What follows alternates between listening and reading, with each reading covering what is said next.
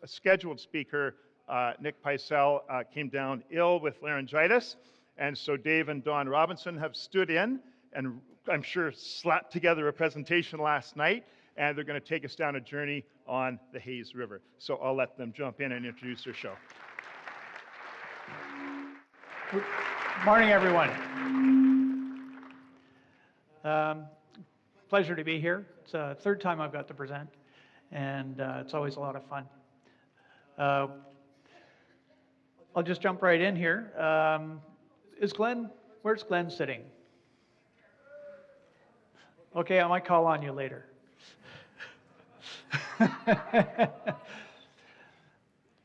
Okay, the Hayes River came into our paddling radar some years ago when a friend who had lived in northern Manitoba piqued our interest with stories of York boats plying the waters of the Hayes to move goods to and from the interior of Western Canada. We later saw a documentary called Quest for the Bay, which detailed a more recent journey undertaken in a York boat replica called Bob. Bob's crew of modern-day voyagers attempted to replicate the conditions of their predecessors that they would have endured. Their hardships led us to appreciate even more the contributions made by the men of the Hudson's Bay Company. We had to see this historic pathway into the heart of the country for ourselves. So the Hudson's Bay Company established Fort York at the mouth of the Hayes River on Hudson's Bay in 1762. For much of its 275-year operational life, it was the northern headquarters of the Hudson's Bay Company. Over time, a network of posts was established inland to facilitate the movement of furs from Europe to Europe and manufactured goods into Canada. The post grew in size and importance until new supply routes further south, i.e. the railroad, caused its decline, eventual closure in 1957, the year Sputnik was launched. Today, only the main warehouse and a library remains, cared for, albeit in a limited way, by Parks Canada. To get to the Hayes, we drove from Ontario to Thompson, Manitoba. That's the blue line up there. Lost my spot here. A day north of Winnipeg. Then up Highway 280, a 300-kilometer stretch of rough gravel road onto the town of Gillam, where we hired Gillam Air to fly us to Oxford House, an Aboriginal village on Oxford Lake. Our plan was then to paddle 380 kilometers to York Factory and then fly back to Gillam. The road to Gillam can be rough, as you can see from the missing taillights on our trailer. We also had a cracked windshield and a flat tire on that stretch of road, so watch out if you decide to go up there. Our group was Sue Wiafedzi, Glenn White, Rick and Andy Hansen, myself and my wife Dawn, Beth and Bruce Belair, and Barb and Dave Young. We flew in two twin-engine Britten Normans, which are powerful planes, but with limited capacity. There were many forest fires in the area, and so the pilots were busy running spotting flights, and they had to squeeze us into their schedule. It was a bit of a mad rush to get the gear loaded onto the planes, and we quickly discovered there was not enough room for all of it. There were complaints about darn Ontarians from too much gear. We were using pack boats to save costs, and I don't think that the owner took that into account when calculating available space. He agreed, however, to bring the rest of our gear later in on a float plane once we had established our first camp. Once at Oxford House, we hired someone to drive our gear from the airport to the put-in on the river. It took some time to put the boats together, and it was a blistering hot day. We discovered, much to our dismay, that in the rush to get all the gear into the plane, we'd only thrown in 9 paddles for 10 paddlers. Rick and Andy volunteered to paddle with an old pot they found by the side of the river. Fortunately, our seldom used and hidden campsite wasn't very far away, and they didn't even fall very far behind. Rick does work out a little bit. Maybe that helped. Later that afternoon, when we heard the pilot return, some of us paddled out to collect our remaining gear. As the float plane disappeared, we allowed the stillness to settle around us. Now the trip begins. The following morning, we were up in good time to rig the boats for moving water. Water levels seemed low, but despite that, we managed to find routes through all the rapids. When we stopped for lunch, Bruce noticed that his boat seemed to be taking on a little extra water, though. He suspected that perhaps Knife Rapids may have lived up to its name when he brushed a submerged rock. The rocks were all laced with hard quartz intrusions sticking out of the softer surrounding material. Sure enough, when we examined the boat more closely at our destination, Trout Falls, there was indeed a tear in the bottom of his boat. Fortunately, the repair was a simple matter of gluing a patch over the damaged area. The patch held up admirably for the rest of the trip. While Bruce was repairing his boat, we set up camp, fished, or just enjoyed the scenery at the falls. We had a beautiful sunset that night, and I had many opportunities to try out my new camera and muse about how York boats could possibly get around these falls. Being less adventurous in pack boats, we did the short portage around the falls, and the next morning continued on down the river to Knee Lake. We were a bit leery about crossing the lake, as we had heard stories of groups being windbound for several days on it. We estimated, in fact, it would take us 3 to 4 days in good weather to get across. The lake is beautiful, however, and reminds us very much of Georgian Bay. We stopped for lunch on an island used by a fish lodge for shore lunches, and it was there that it became evident that Andy was sick from a bug he'd picked up on the drive out. By the time we made it to our planned camp on another fish lodge island, Beth had joined Andy in his misery. To top it off, Dave Young had thrown out his back. At least the weather was holding. We had another beautiful sunset to send us to our tents that night. The next morning, we paddled on to Knee Lake Lodge, where we met the cook and manager. It's very nice. It's a very nice lodge, and Glenn used their sat phone to call his wife. He needed the brownie points since it was their anniversary. He got to spend it with us instead. By the time we paddled further along the shore, past some pictographs, and to our camp for the night, Rick was also not feeling well. 4 down. There were lots of leftovers that night. The weather continued to hold as we retired to bed to another beautiful sunset. We set out the next morning in a light wind, although we could see many whitecaps out on the water, further out from shore. We decided to move people around in the boats to compensate for the invalids' lack of strength. We stuck to the north shore to stay out of the wind, and that worked pretty well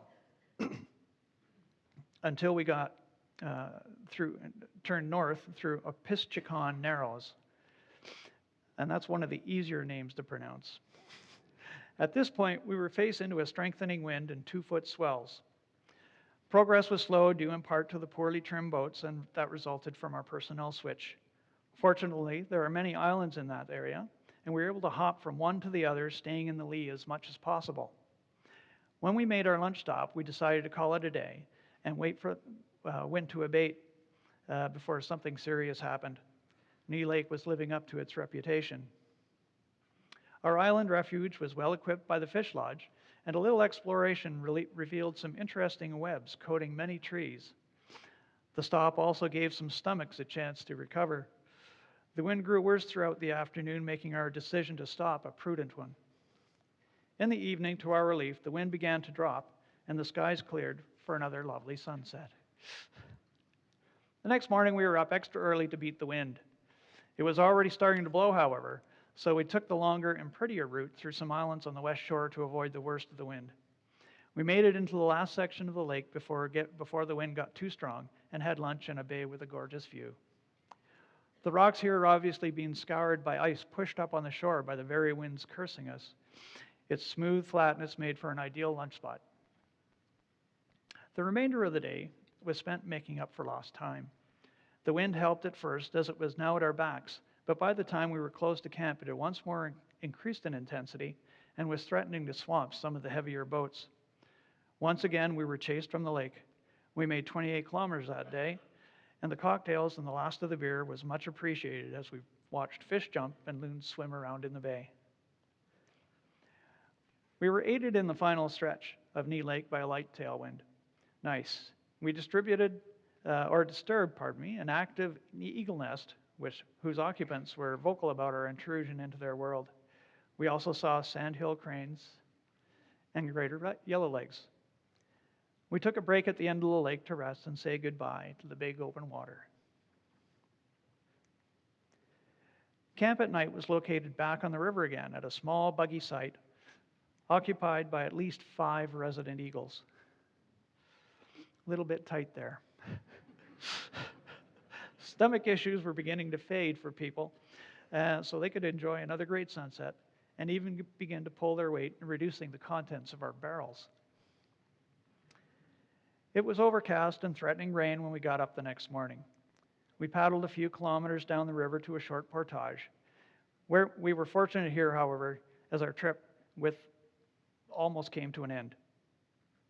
While carrying a barrel down the trail, Rick attempted to cross a bridge over a 2-meter deep dry channel when it collapsed underneath him.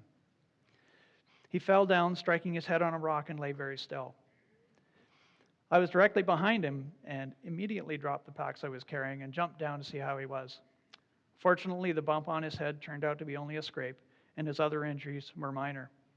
I had my own narrow miss there, because when the log broke beneath him, the end came up quickly between my legs and stopped just short of a big hurt. Missed me by that much, if you know Maxwell Smart.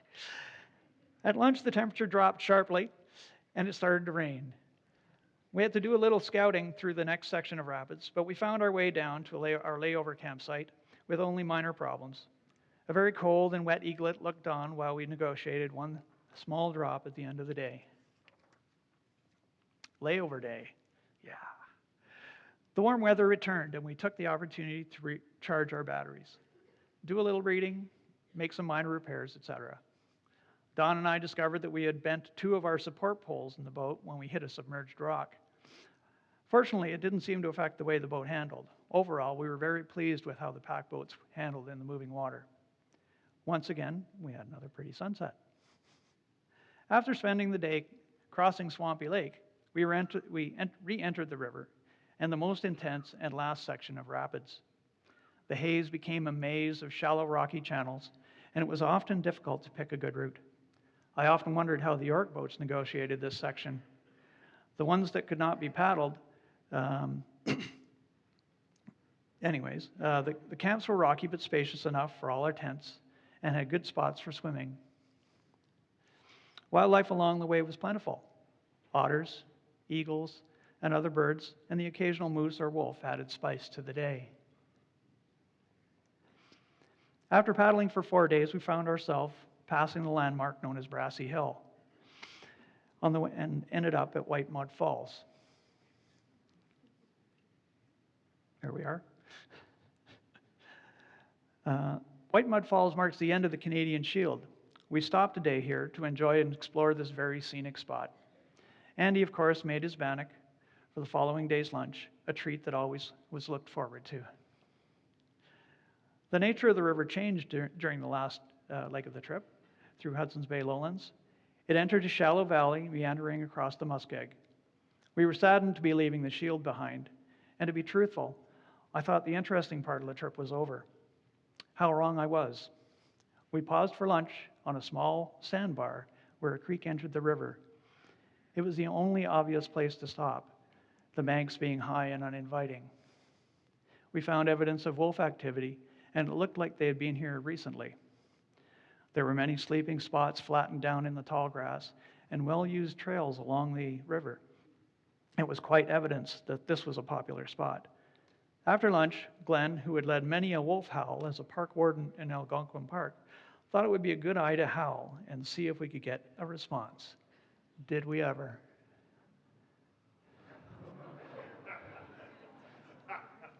Glenn, do you want to howl the wolves in?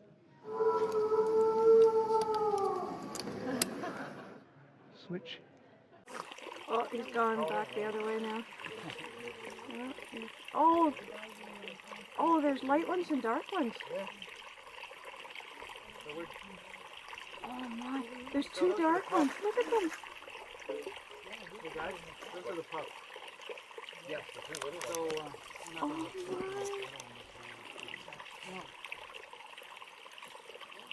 they're coming over. Oh, The parents went So, up behind oh, them. there's a parent right beside it. Yeah, they're right in the black one. there's 2 black ones and a white one. That was the adult. The adult was, The adult's going higher. Oh, look at them.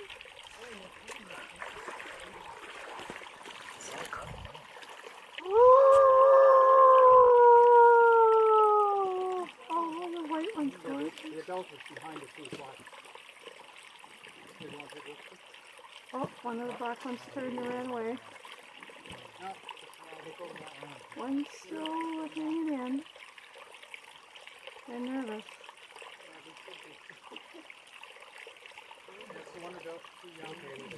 The one black one's still coming. There we go, Glenn. He's still there. Did you get a shot? Video. I think we messed up.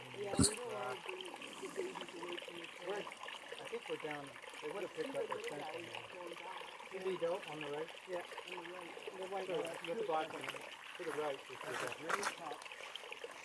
I don't know if that's two pups, a gray and a black. No, I don't think the gray one's a pup. No? I see a I saw through the camera it was two pups. The adults came first, and then they... No, you're right, Andy. No, that gray one is a pup. So I didn't ever see an adult there. I only saw three. No, the first two, there was two came down, a gray and a black, and they went into the bush. And then these two came down after. So you called the adult first. When I heard, I thought it was you guys. They're still standing in there watching it. Yep, you got them. And all the time I've been howling, my response rate's about 1%. That was a special moment.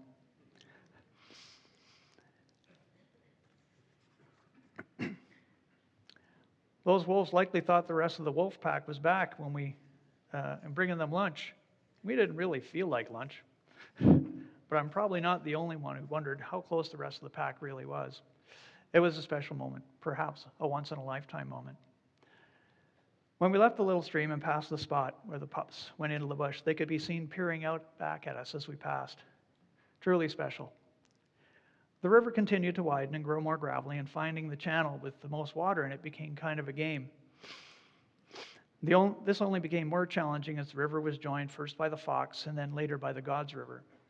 Camping in the open gravel bars was easy, but often required some ingenuity to hang our water filters or provide some shade until the sun dropped lower in the sky.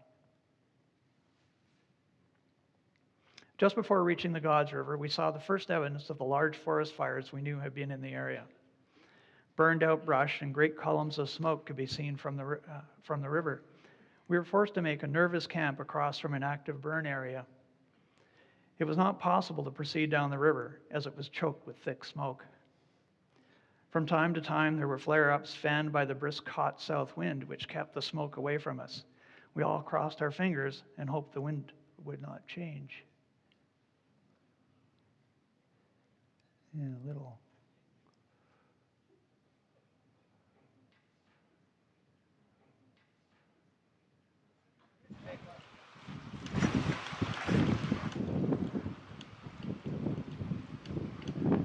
That was a conflagration.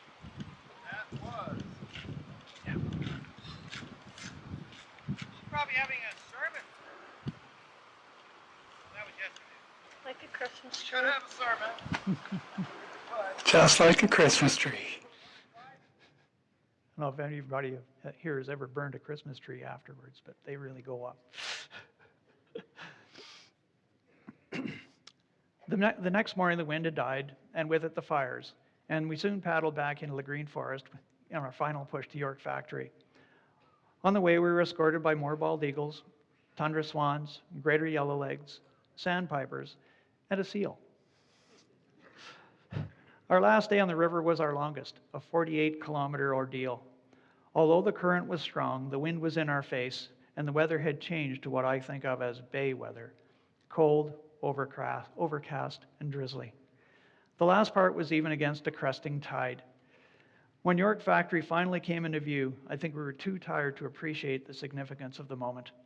Everything was mechanical by then, and there was no such thing as a comfortable paddling position anymore. But we had made it. We climbed the steps to find the warden, who welcomed us and showed us where we could camp while we were there. It was a fenced-in compound designed to keep the polar bears out. Just don't forget to close the door at night. Missing a page.